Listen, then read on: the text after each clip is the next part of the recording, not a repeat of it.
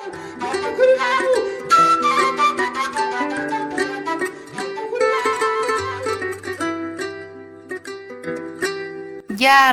hino ɗo taarika fiima antu heɗito moƴƴa. Fii dokke yeɗaaɗe ɗen annabi Iisaa.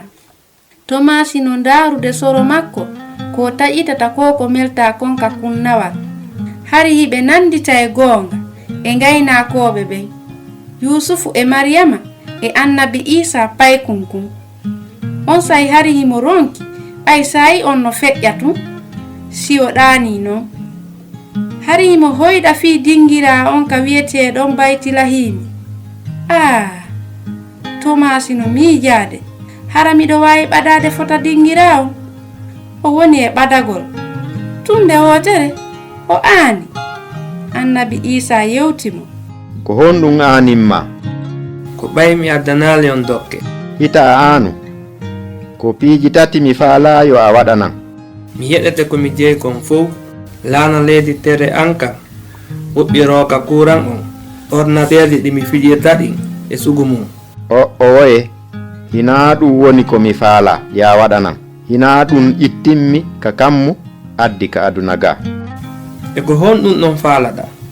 Jonnan etande sakkitorde limore nde waɗaɗa nden. Mi kollano fota dey ko mi heɓi e nder nden etande ɗon. Ko ɗum waɗi simi landinde addanan sono kala ko lelli kon ka nder gurdam maɗa. Yiɗa faala waɗude ɗum?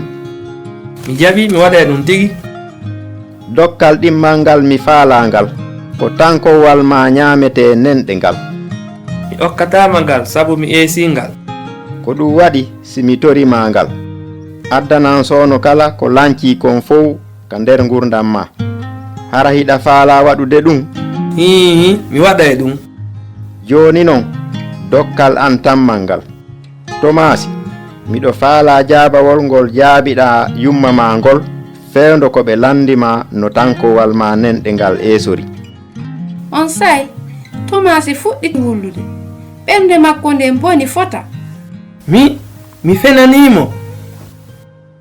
Tomasi, penale maɗen e dardanɗe maɗen kala hunde bonde wonde ka nder gurdam ma hiɗa wawi addande lan ɗum tigi gurdam maɗan fof.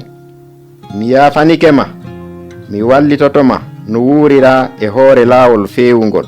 Mi wonday e ma sono wo mi hollama laawol okkaygol gurdam ɗan. Hara hiɗa faala ɗum tigi? E ko honno Tomasi faalira ɗum? Joni gondin e inde annabi Iisaa nde heɗoɗamo. Ko Husaynatu wonno e yewtude mi weltanike ma fii ko heɗitiɗa kon hiɗen e saayi.